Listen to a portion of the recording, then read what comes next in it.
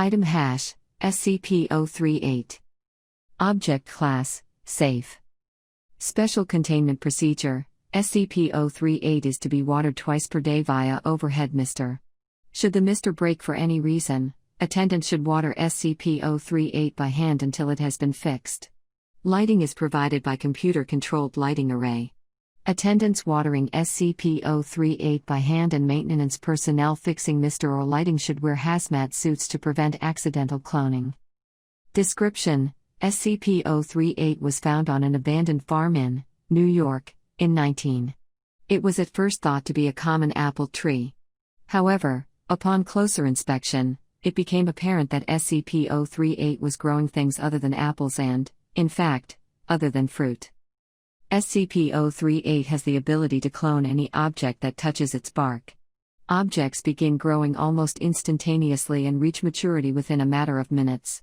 A weight limit of 90.9 kilograms, 200 pounds, per object has been previously recorded.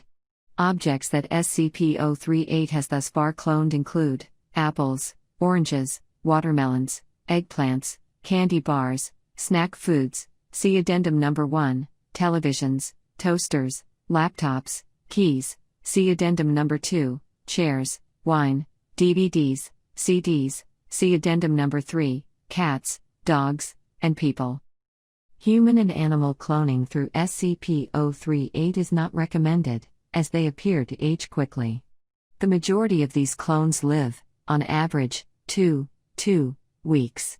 After thorough examination of the deceased clones, it has been determined that they had begun to ferment before death. Object is currently held on Site-23 and there are currently no plans to move it. Addendum Number 1. Dr. Klein has requested that personnel discontinue the cloning of items from the vending machines.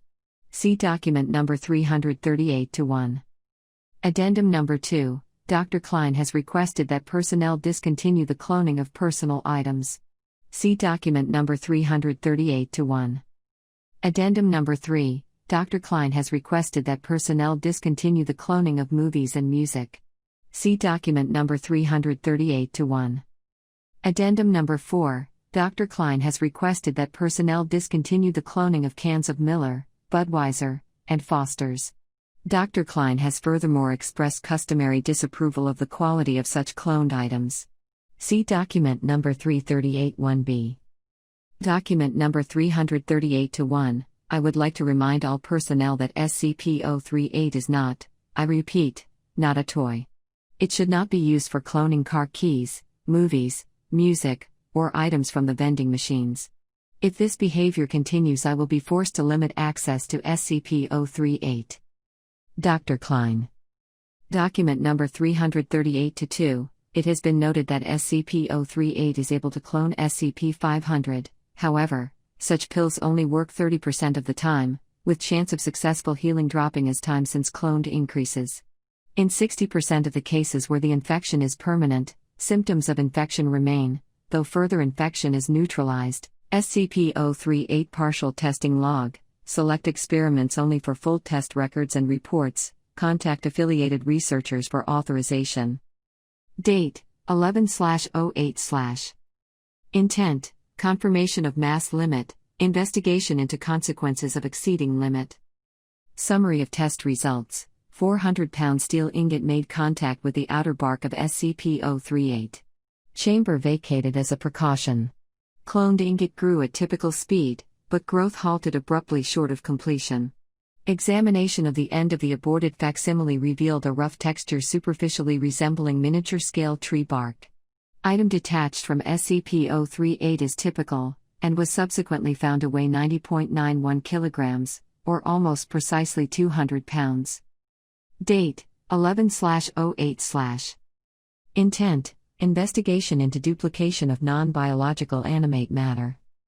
Summary of test results: SCP-173, deemed a suitable test subject because of its lack of verifiable life processes, introduced into containment chamber by Class D personnel.